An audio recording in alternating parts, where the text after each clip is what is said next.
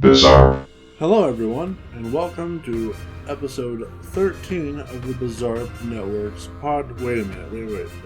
Fuck that noise. It's Geek News episode 5! That's right.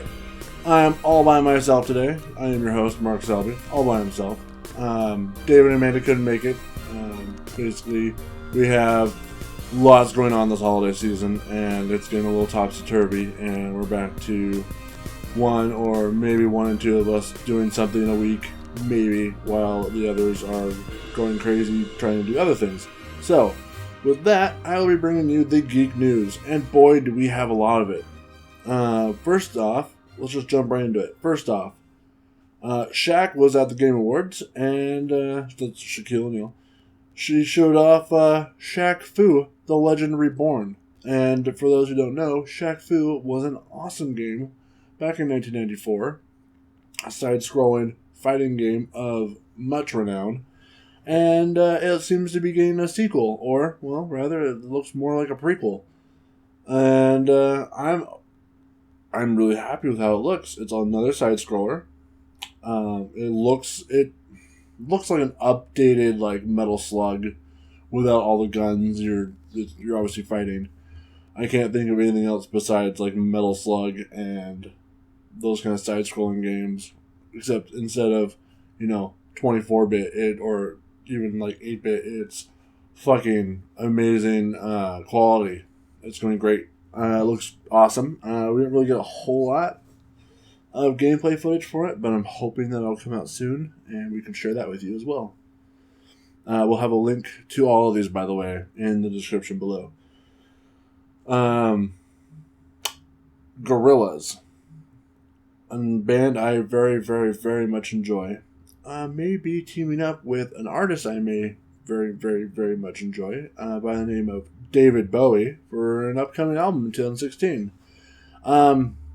It's a little bit. It's more of a rumor than anything. But we know that David Bowie is putting out Black Star in 2016, and I've just now found out that Gorillaz is also putting out an album in 2016. Though I don't know what the name is. I couldn't find that. The artist and co-founder Jamie Hewlett dropped hints that the two would also be dropping collaborative music before he shared a picture of David Bowie in a Gorillaz-esque style, and. So that's open to interpretation. The Gorillaz album could be heavily influenced by David Bowie. Maybe they're just doing a song together. We'll see. Either way, I think it'll be fun. And I want a music video. And I think a music video with David Bowie and Gorillaz would just be fantastic. But otherwise, we don't really know much more than that. It seems that there are some tweets from David Bowie's management that's just kind of shunning the whole thing. Like, no, this isn't real. They say it's not real, but they're saying that it's kind of... No, they're doing their own things, but they're working together in other aspects. So, both sides are kind of being pretty secretive about it. So we'll have to see what comes up with that here in 2016. And then also in 2016, Universal Studios is going to introduce The Wizarding World. This April, in fact, April 7th, I believe. Universal Studios will be bringing us Harry Potter, The Wizarding World, and it'll have a couple rides that we know of. Harry Potter and the Forbidden Journey, and Flight of the Hippogriff. Now, they were talking about they want to be more immersive, and so I'm wondering if they'll be having like the pods that you get, the virtual reality pods, and I think there's one's going to be a coaster and the other's a virtual reality pod. You get in and it's all woo. Who knows which will be which? They both sound like they could be a coaster or a virtual reality. So we'll see. We'll have to see about that. But the shops there include Ollivanders, so you can go get your wand.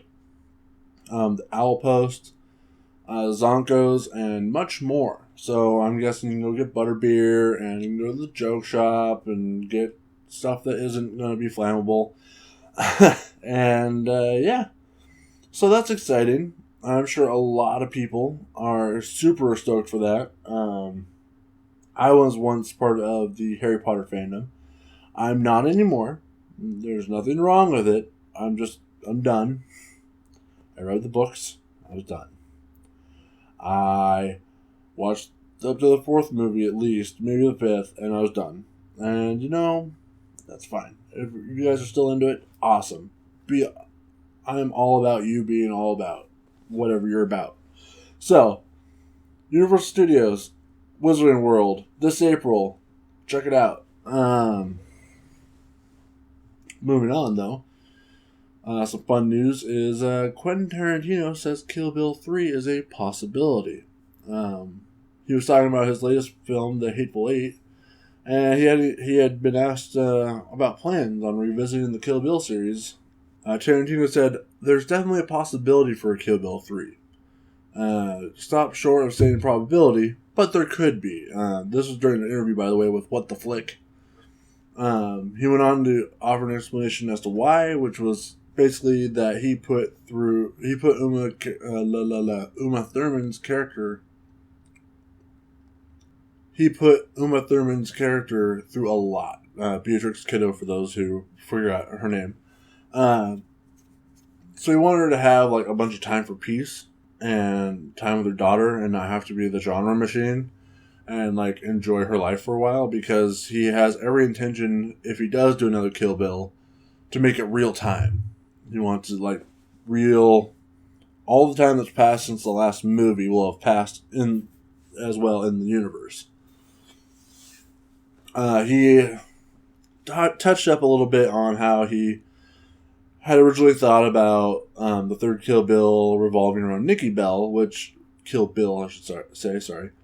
That a third Kill Bill movie may revolve around Nikki Bell, which was the daughter of Copperhead, Renita Green, played by Vivica Fox. And then Beatrix Kiddo, Uma Thurman, killed her, and Nikki came home from school and was like, "Oh, my mom," but she didn't say anything. And Uma Thurman was like, "You can find me when you're older and try to take revenge if you want." But she had it coming. And then took off. So, that's cool. He even, Tarantino, was talking about how, he wanted to film the actress, Ambrosia Kelly, who played Nikki Bell, the daughter, in training sequences as she grew older, which would have been a darker spin on the movie before it came out.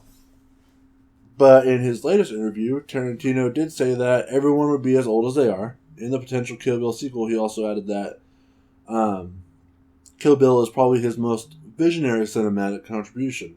It would be nice to go back to a visceral world that's not about the words anymore.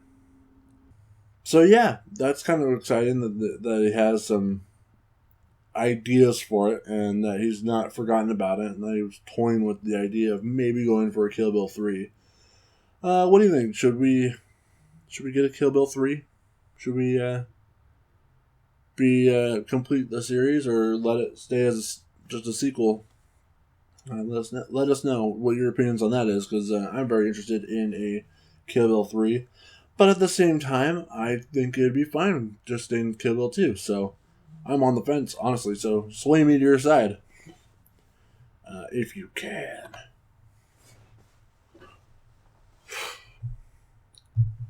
And last but not least, maybe you probably clicked on the link because of this one.